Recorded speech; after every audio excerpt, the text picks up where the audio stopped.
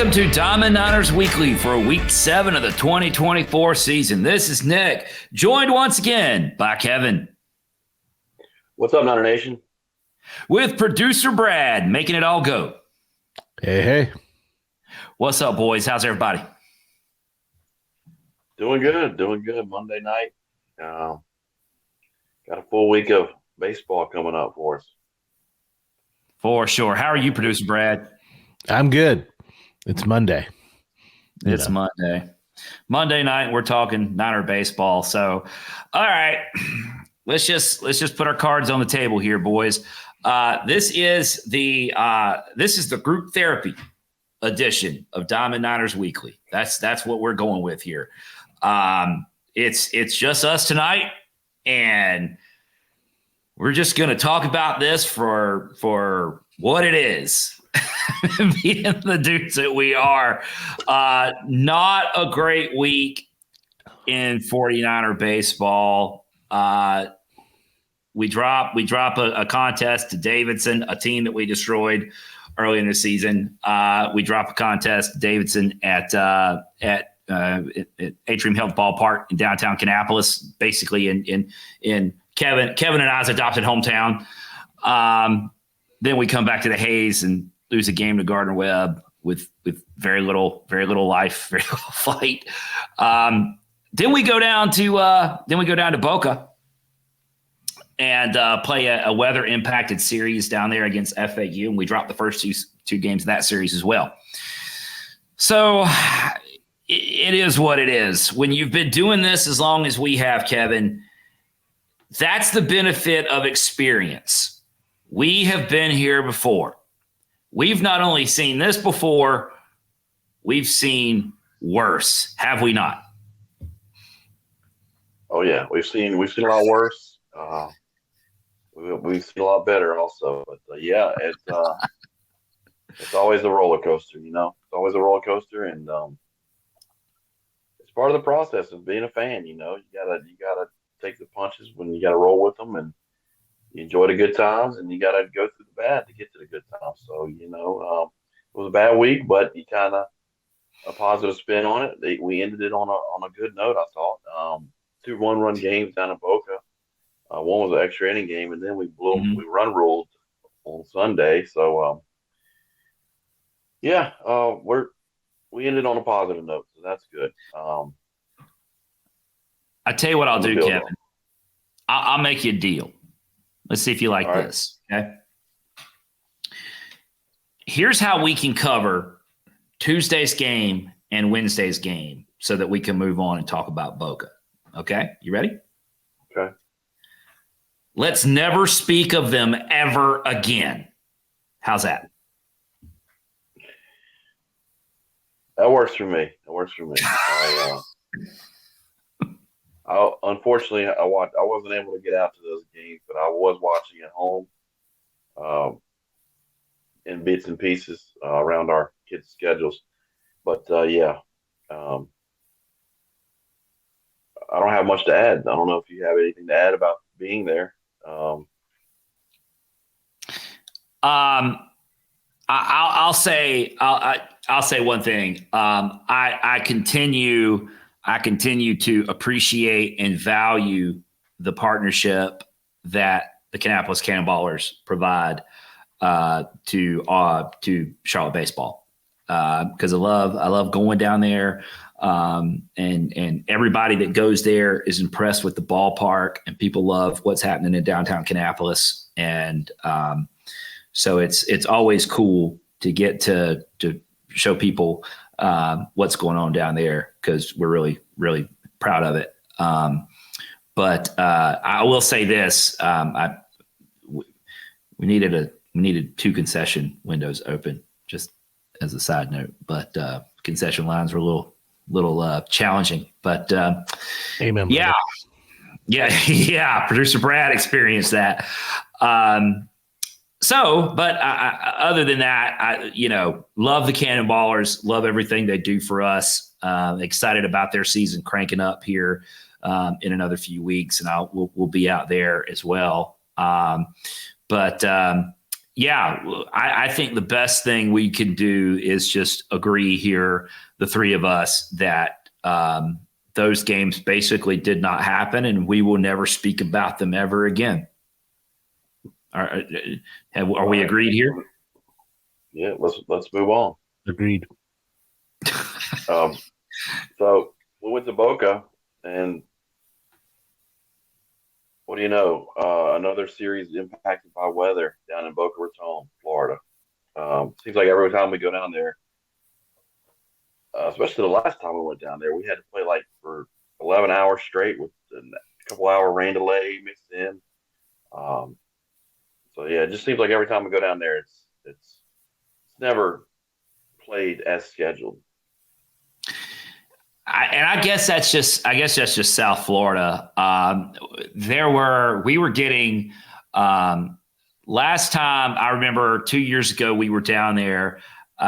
There was I had somewhere else to be, and the game should have been over, but there was a rain delay, and I had to leave it. And I started getting texts from parents that were down there that the South Florida contingent was kind of saying, "Oh, I don't know that we're going to be able to get this game in because there's a lot of water on the field." And Robert Woodard took off his shoes and socks and went to the grounds crew and asked for a squeegee. And we were getting pictures of Woody with his pants legs rolled up. He was out in the outfield squeegeeing the outfield personally to get water off field so we could play baseball. Yeah, I wonder if he had to do that this weekend. I mean, they canceled everything on Friday, so maybe he was out there Friday night or Saturday morning with the squeegee. Producer Brad, what's the meme? Is it Terrell Owens with the tears streaming down his face? That's my coach. That's Jordan, isn't it? My quarterback. That's my quarterback. That's my quarterback. That's what it is. Not coach. That's my quarterback. Yeah. So that was me about Woody. That's my coach. He's out there squeegee in the field like, nah, we're gonna, if the field needs to be squeegee, our coaching staff will do it.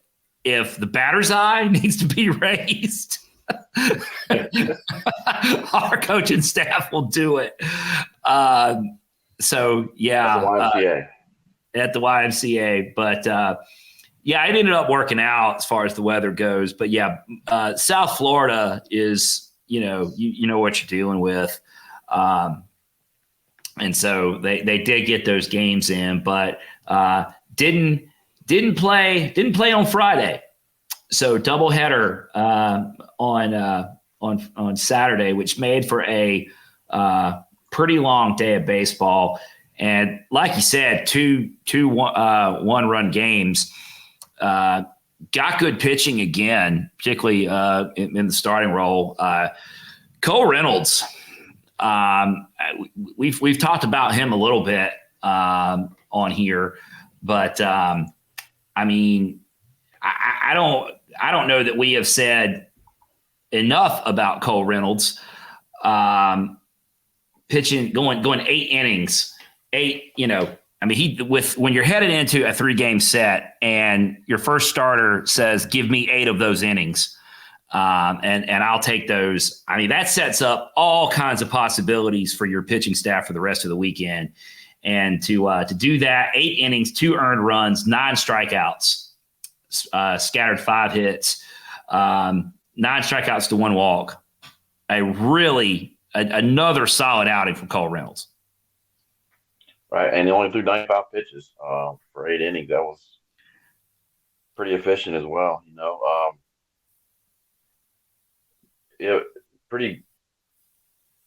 He's settling in nicely as in his role with the team this year.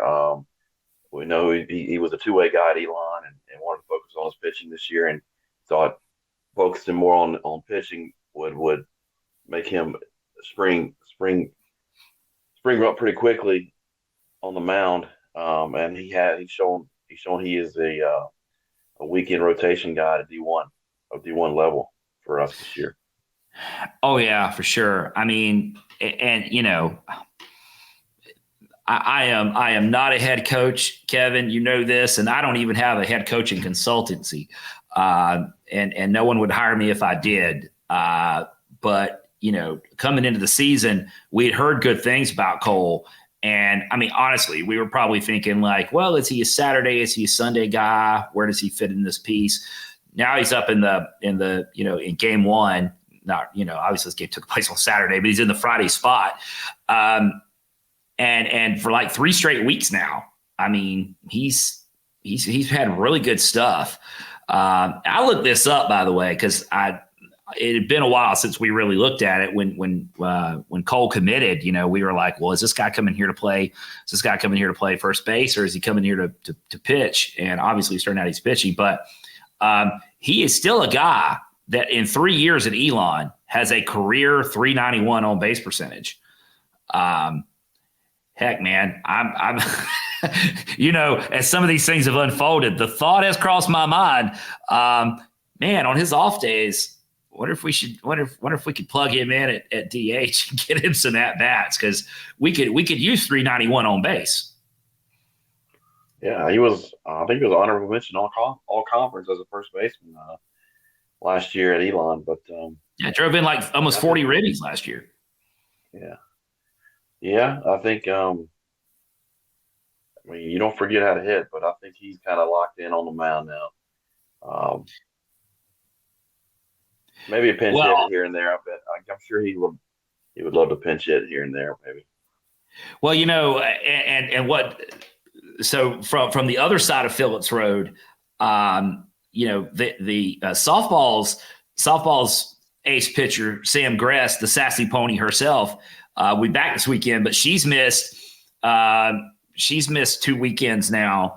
And how did she get hurt? Yeah, she was hitting. She was hitting, and she got hit in the wrist. and now they've been without her services in the circle, I should say, for 2 weeks. So I think that probably concludes the discussion of Cole Reynolds. Cole Reynolds taking some ABs, because that's. I think his role is getting pretty defined right now. Agreed. Starting pitcher. Agreed, and he's doing really well with that role. So hard to complain about that. Yeah. In that game one, we saw offensively Dante DeFranco. I think he almost did for the cycle, double, triple, single. He was a homer short of the cycle. Even got a stolen base playing center field for the Niners on game one on Saturday. Great performance from the senior. That's all I can say. I love that. I love everything about that, because Dante has been around the program forever, and walk-on guy, earned a spot on the team, earned most recently before this season started, earned a scholarship. And, when he gets his opportunity, he is making the most out of it. And, oh my goodness, unbelievable play. And you know what you're getting defensively, because it's as fun as 3 for 3 is to talk about. Dante made some plays out there in center field during that game. So go on, Dante. You have you a day, have you a weekend, have you a season. I'm here for all of it. So awesome job, Dante. Yeah. I think it was a tight game.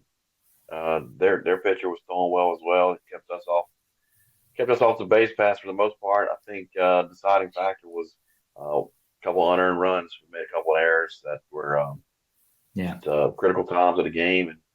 And two unearned runs and the score was 4-3 final. That's the difference in the ball game. Unfortunately, but two seemingly evenly matched ball clubs all weekend, really, except for Sunday when we run ruled them. I do want to say there, and Dante was involved in one of those plays because that was one of Dante's hits. All the best to Florida Atlantic center fielder. He was back out at the ballpark on Sunday on crutches. Man, that was a nasty looking play in center field. Hope he's okay. Yeah. Jalen DeBose.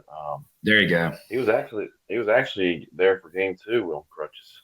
Yeah, They showed him between innings on that on the feed. But man, that was you hate to see that. They said he's a senior also, and I'm hoping he can bounce back and play some more baseball for.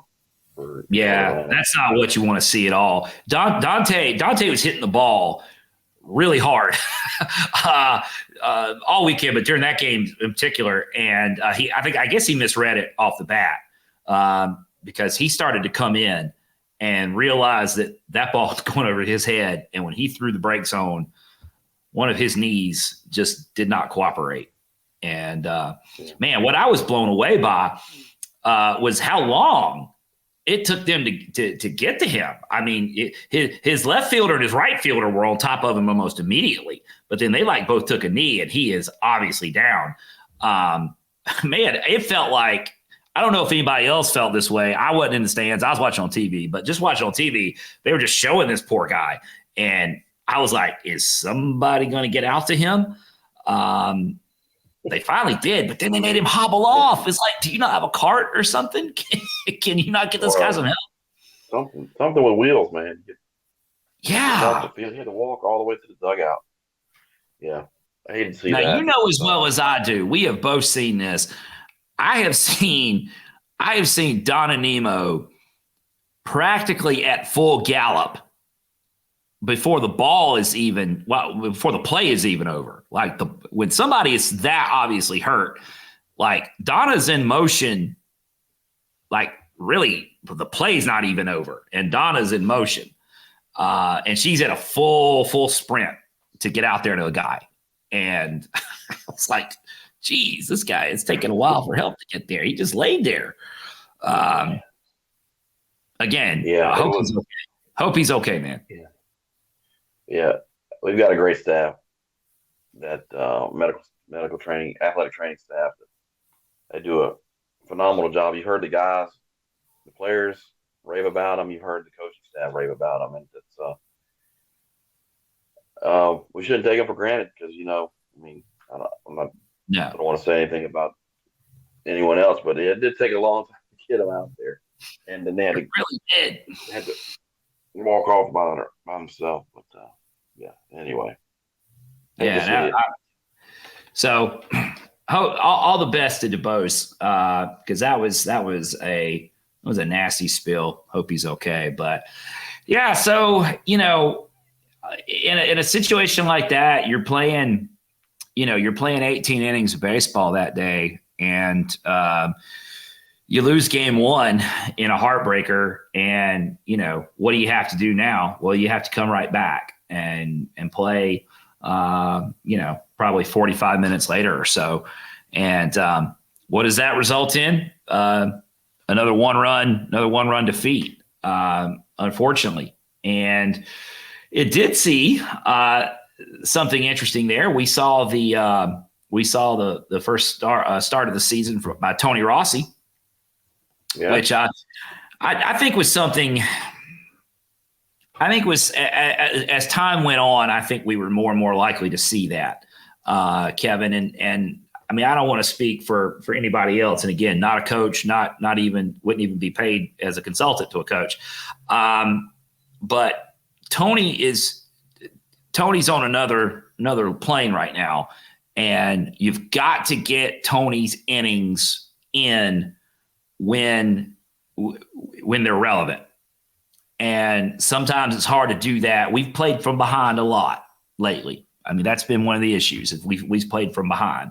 So how do you get innings out of Tony when the game is in doubt? You move him to the front. Right. Yeah, get those innings. I mean, any way you can. You get them in. Go ahead and get them in before. It doesn't have to be in high leverage situation. I guess beginning of the game is a high leverage situation. To be honest, he went 3 innings. Pitch count got up there a little bit, 85 pitches. Only gave up one earned run, but 3 runs were scored on him. I think here's the question: if a pitcher makes an error, should they count as earned runs or not? Well, they don't count them as earned runs, but Right. He tried to make a spectacular play, end up overthrowing the first baseman. It led to a couple runs after that, but I thought he pitched good. Pitch count got up pretty quickly though, and I like what I saw. I mean, I think we got something going here moving forward on the weekends is with Tony starting out. Maybe we can keep extending them. I mean, through 85 pitches, hopefully you can get more than 3 innings out of that down the line. But it's promising. Looks promising, I think, for the future of the season. And how about and we've mentioned it before so far, but this is our first opportunity to really give him a thorough attaboy here. Ryan Deggs. Deggs comes in out of the bullpen. He goes 3 innings as well. Strikes out 7, gives up nothing. 1 hit in 3 innings. Sits down 7. This is a guy that we watched last fall and in the preseason. He's got an electric arm. He can run the ball up 95, 96 as well. He's got several pitches that he works with. You know you're dealing with something by watching the scouts at the Hayes. And when Tony gets up, the scouts get up. When AJ gets up, so do the scouts. Well, they do that for Ryan Deggs too. He's got some electric stuff right now, and he's getting it to work for him. Yeah, only 1 walk and 1 hit. Struck out 7 of the 9 outs he got. That's impressive. On 58 pitches, very efficient. Great way to eat up. I mean, he got to put zeros up when we needed it in a close ball game, and then turned it over to AJ. AJ, who's having a phenomenal season. I think he was leading the nation in WHIP last week. Yeah. Having a phenomenal season is in his own right. And then during AJ's outing, we need to talk about this play at the plate for a second, because I was confused as all get out about what happened. A lot of people were. Well, nobody seemed to quite understand it. Basically, Florida Atlantic stole home, except the ball they attempt. Well, I guess ultimately you have to say they did, because it was ruled successful. But with the ball, AJ's holding the ball on the mound. They send the runner home. AJ realizes it, throws the ball to Hop, who applies the tag. Ball beats the runner there. Runner might have tried to kind of sneak between the wickets. Hop made a good tag, and the umpire, home plate umpire, put the right arm up in the air and signaled him out. And so McCormick comes out and challenges the play, which I'm thinking he's just, he's fishing here. He's going to try to say that they missed the tag, and maybe the video will show it, and that he's safe. What follows is one of the longer replays the longest reviews in recent memory, because they're gone forever. And if you were watching on TV, they showed them. They came out, talked again, and went back in. And I just knew, Kevin, the longer this thing went, the more likely it was that they were going to come back out of there with some bull stuff. Yeah. that I'm like, what are they coming up with? Because when I watched that replay, he's out. He was out in real time. He was out on a replay. He was out. And I'm like, what are they coming back with? They come back out, and rule him safe. And then the batter ends up getting first base, apparently because we chose. I mean, they came back out. They talked to Woody for 5 minutes, felt like, or explained to him, and he's just kind of nodding and kind of really. Hadn't had a chance to talk to Woody about it. He doesn't lose his cool, but I guess our response was we want to intentionally walk the runner to maybe set up double play again. But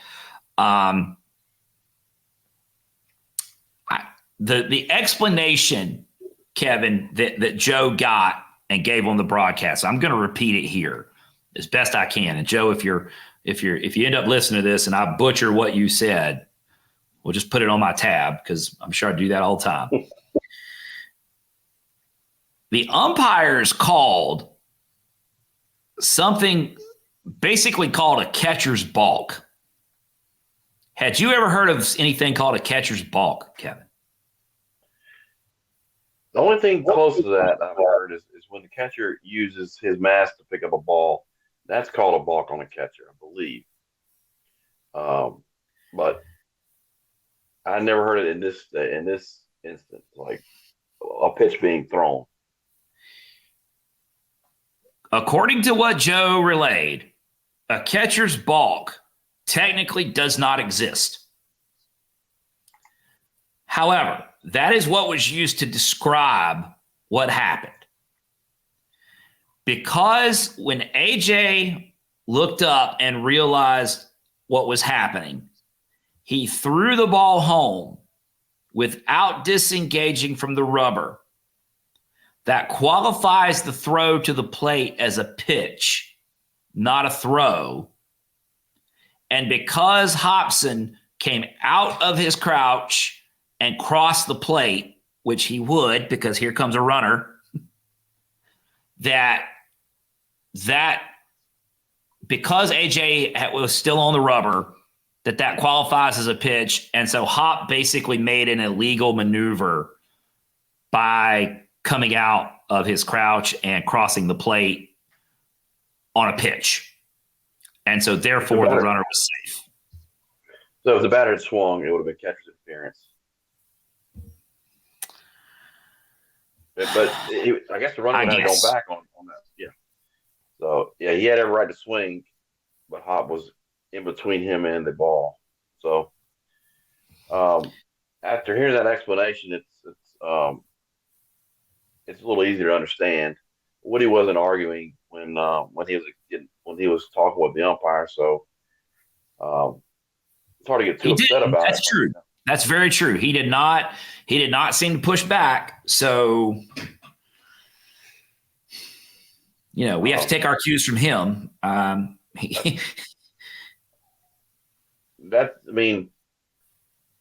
and I discussed this earlier. When you go to the replay booth, usually it's going to be confirmed or inconclusive or overturned, right? Yeah. But apparently in college, they're allowed to look at multiple things. Anything on the play that's visible on the replay, they're allowed to look at and make a determination on a ruling. And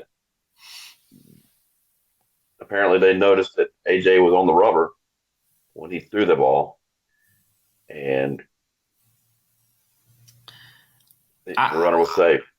That was not, and that again, that'd be a great conversation to have with Joe. When a play is challenged, like you said, the call at the plate was being challenged. As far as I could tell, I don't know that McCormick was claiming that happened.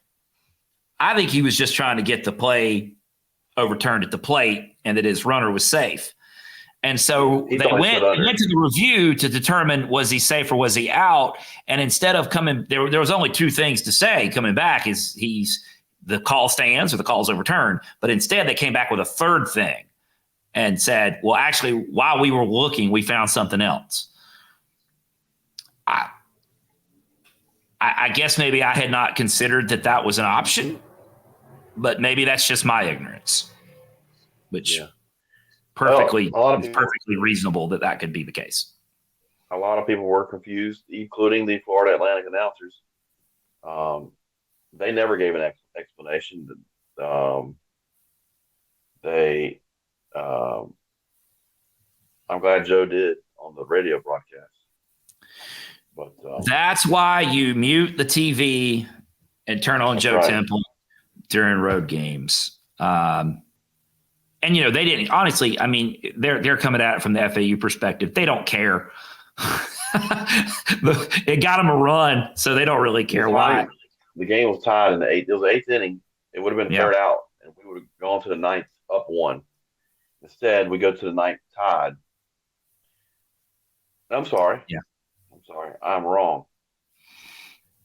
They took the lead. We were tied in the eighth. They took the lead on that going into the ninth. So they needed 3 outs. We answered with a homer in that top of the ninth. Yeah. To tie it up and send it to extras. And they end up winning in extras, which is That was a home run by Noah Furch. Yep, first homer. Who really Noah needed a hit. I mean, we all did at that point, but Noah needed something to kind of hopefully get him going, and he got it because he absolutely crushed that ball out to left field. Yeah, after all that confusion with the delay with review, they get the go ahead run. They got 3 outs to end the game, and then he homers to get that momentum back on our side. I thought for sure we're going to take that game once he did that, but credit to them, they scratched across a run in the last inning, in that 10th inning, and won the ball game. Yeah, I mean, it is what it is. I heard a coach say that one time. But we need to get into that Sunday game. Yeah. Producer Brad, we said we were going to go about 30 minutes. How we doing? You're doing a horrible job. Yeah, I know. We're already over it. I told you, man, we could fill time. We could talk Niner baseball. We were like, we'll do 30 minutes tonight and put this show together. And no, we're already over 30. But I'm having a good time. How about you, Kevin?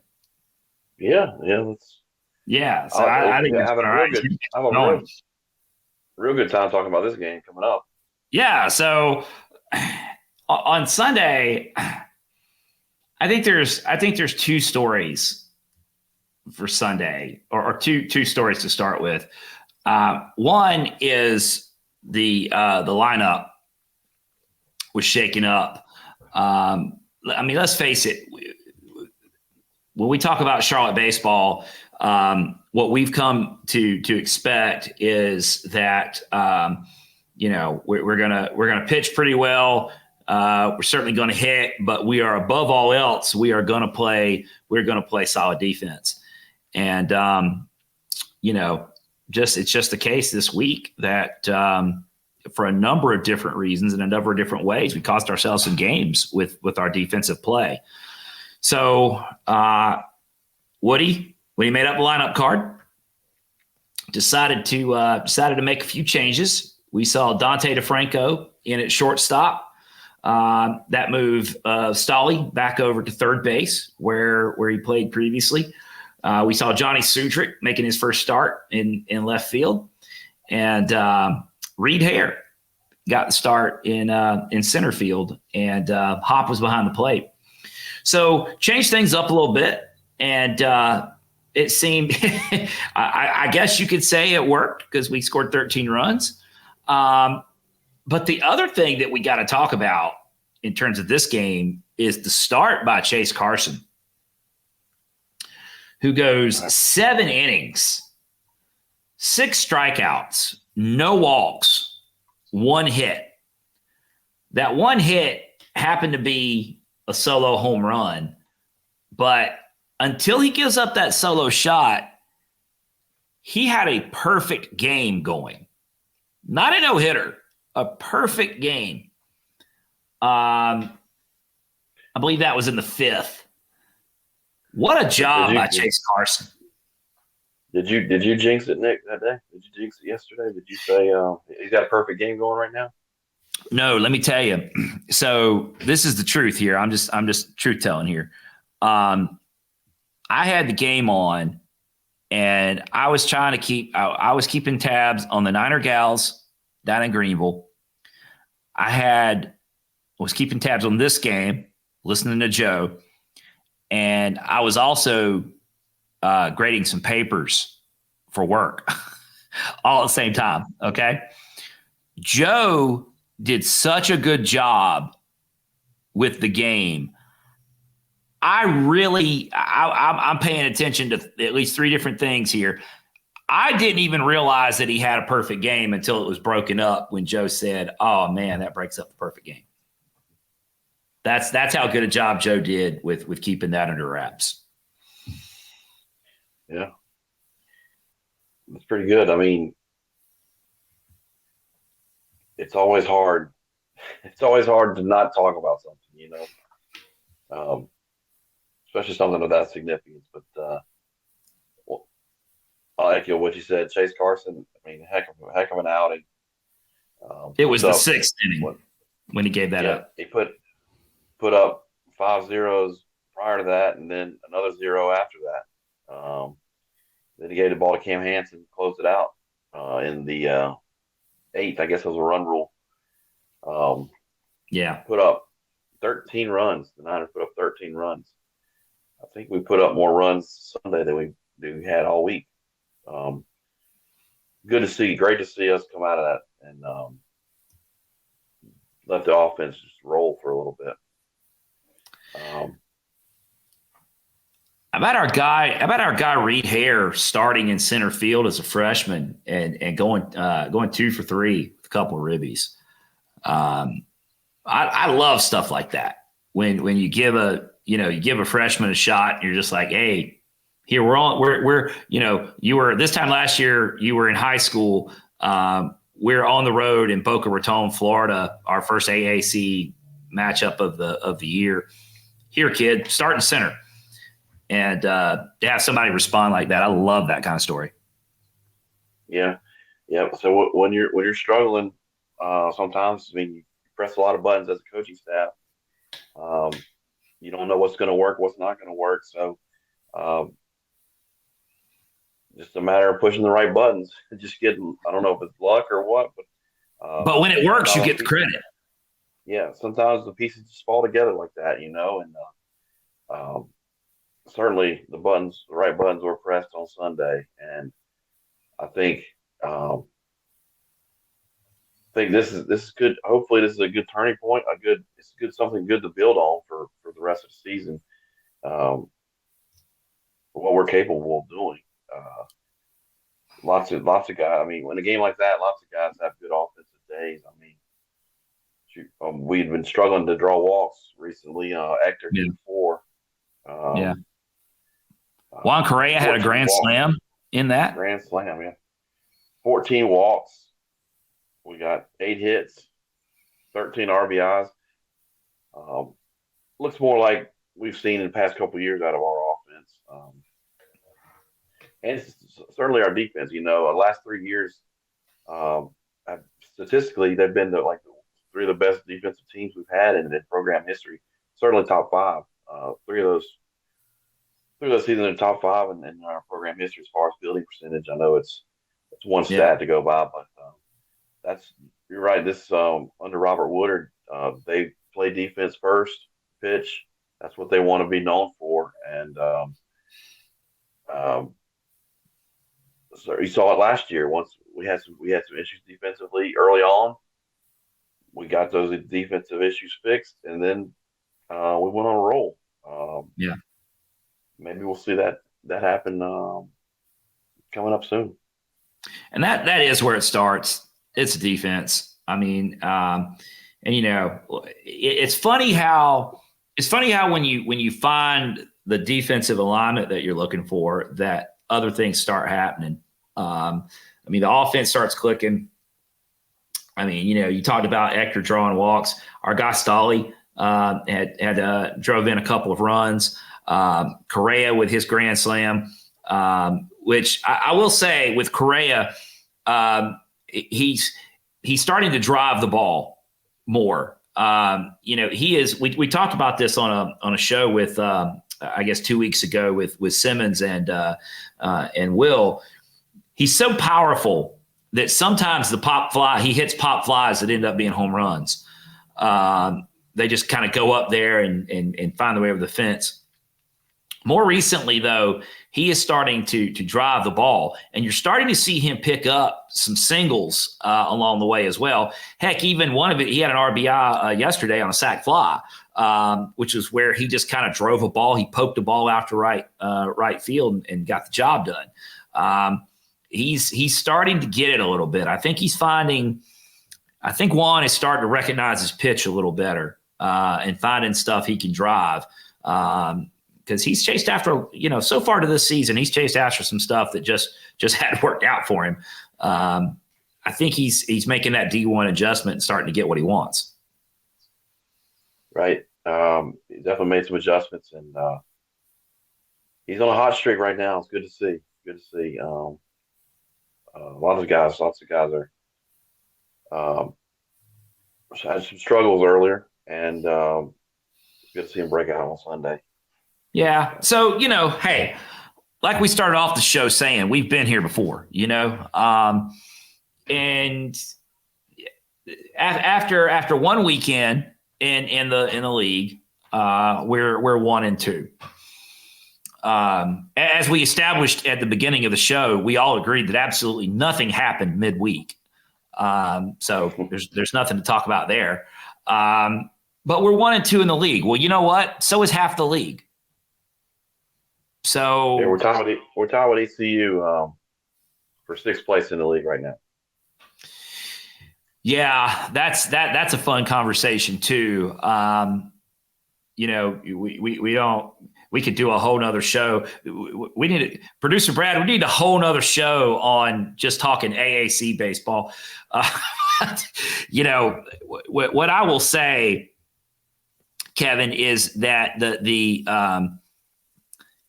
Pirate faithful, well, they're never happy when they lose. I mean, who is? But I think that any of us, those of us that came over from Conference USA, know what you're going to get when you play San Antonio. They are scrappy. They get them on, they get them over, and they get them in, and they're gritty. And that starts with their head coach. And, it doesn't matter what their record is. When you go down to San Antonio and you go play at their place, you better pack lunch, wear big boy pants, because they are scrappy, and they're not. You're not going to go down there. You might go down there with more talent, but you're not going to go out there and out scrap them. I mean, that's just what we've been. How long have we been playing San Antonio in baseball now? And you're not going to out scrap them. Right. It seems like we always go down there with something on the line. It's tough to win down there, that's for sure. Even the series at the Hayes, they've been tough. I know. Remember last year when I think Woody got his 100th win? That was a dogfight too. We were down early, big, had to battle back and then take that game. But it's 1 weekend in the books for AAC baseball, and nobody got swept and nobody did any sweeping.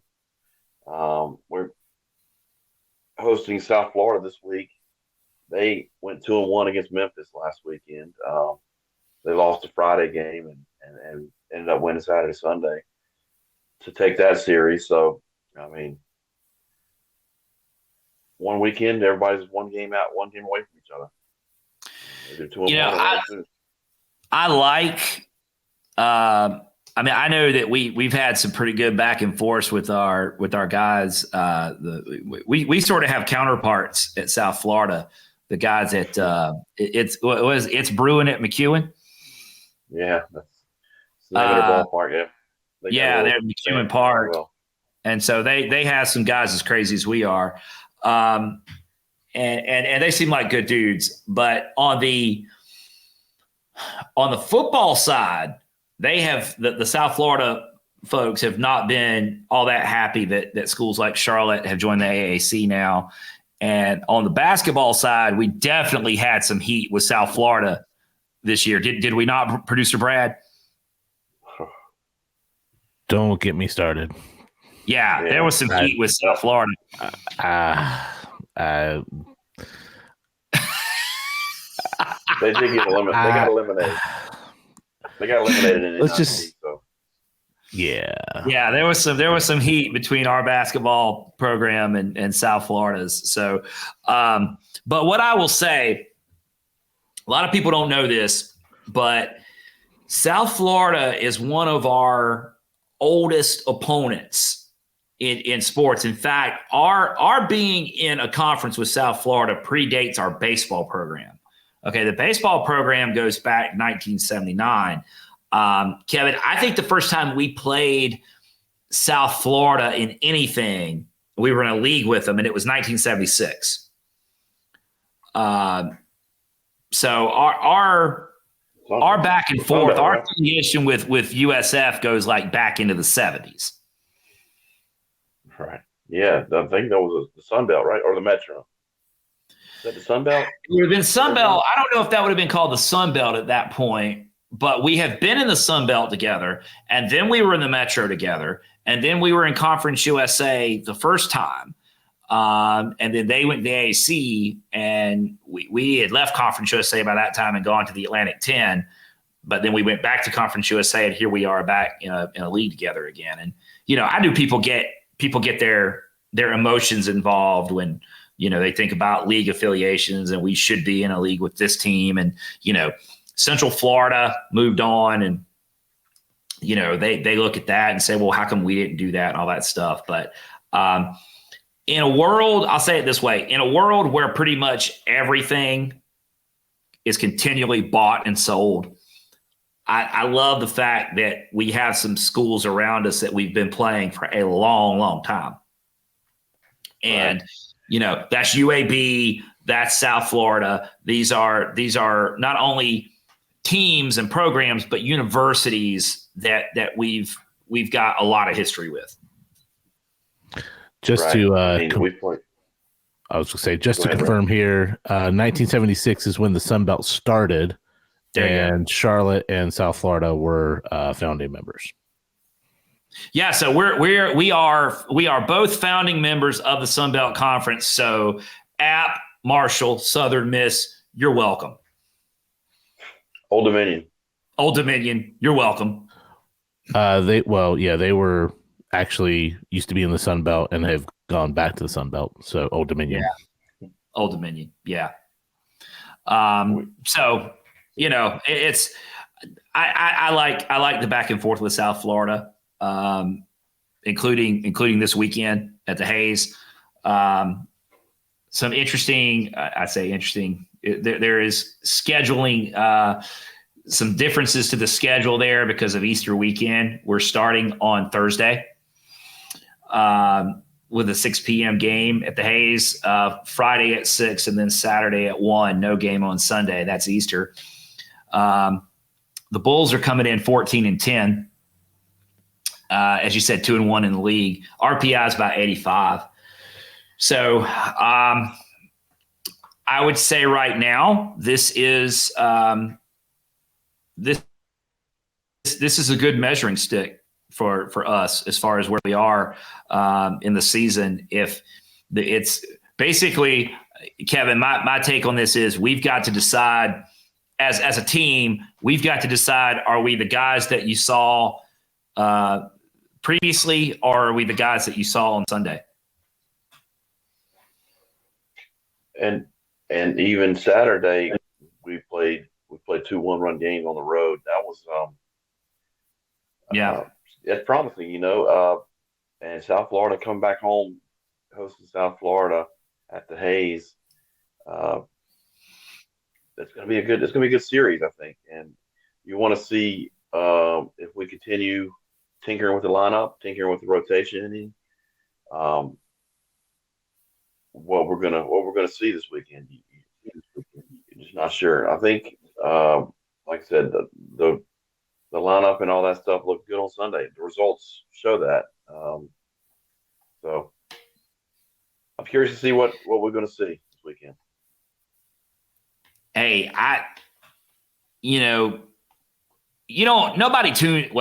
nobody may tune into us anyway. Okay. I would never suggest that anybody's even watching this. All right. We don't assume that. If you are, we appreciate it, but we don't assume it. But if you're looking for doom and gloom, you probably come to the wrong place. But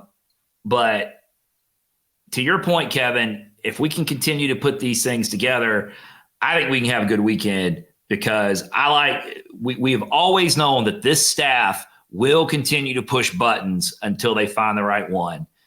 And what Cole has been doing on the mound, Tony, AJ, Deggs, Chase Carson, if he can, we can't ask Chase for perfect games on the regular, but if he can continue to contribute like that, we can, and the defense can stay solid like that, we can win some games.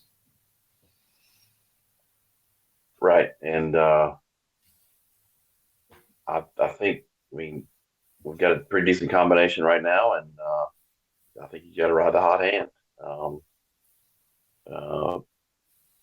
And to see where it takes you. And I'm sure some different buttons will have to be pressed in a week or so, but I'm really looking forward to seeing this weekend. I know we're not supposed to talk about the midweeks, but I felt a lot better watching the team this weekend than watching them on Tuesday and Wednesday. From your lips to Norm's ears, Kevin. Yeah. So amen. It's a positive because sign, in those games that we're never going to talk about again, I wasn't even sure what I was looking at. I didn't recognize what I was looking at all. Yeah. Well, I didn't mean to bring that up. I know it, but I know what you're saying.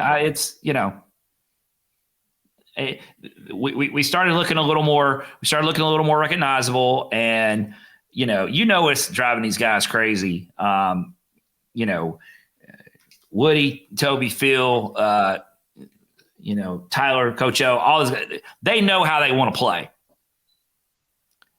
and this hadn't been it.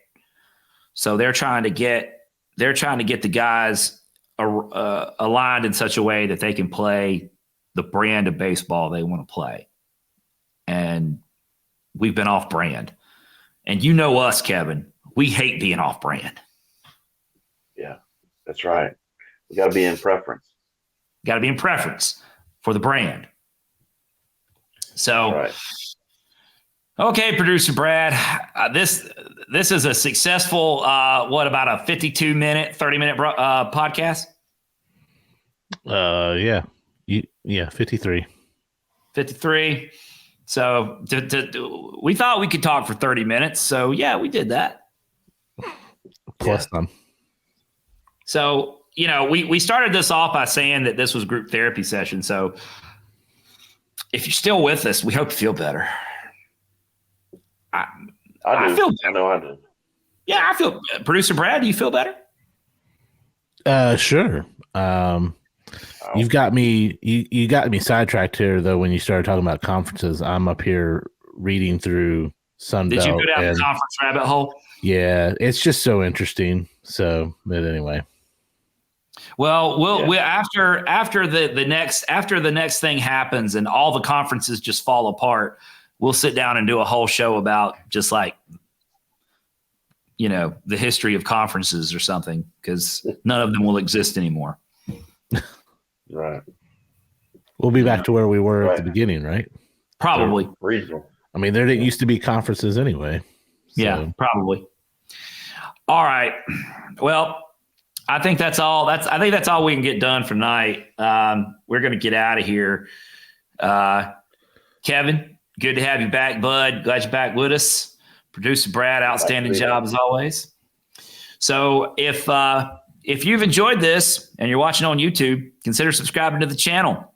Maybe click on the bell to turn on notifications so you can find out when there's new content. If you're listening on Spotify or something like that, you can also subscribe there. If you want to follow Diamond Niner Report on social media, you can find us on Twitter, you can find us on Facebook, you can find us on Instagram. We love hearing from you folks. So drop us a line, say hello, stop by and talk to us at the park. We love that stuff. Hopefully have a good tailgate on Saturday. Saturdays at the Hayes coming up. So excellent opportunity for you to stop by and say hello to us. All right, that'll do it for this week. So for producer Brad, for Kevin, this has been Nick. And hey, guys, pretty soon we'll see you at the Hayes.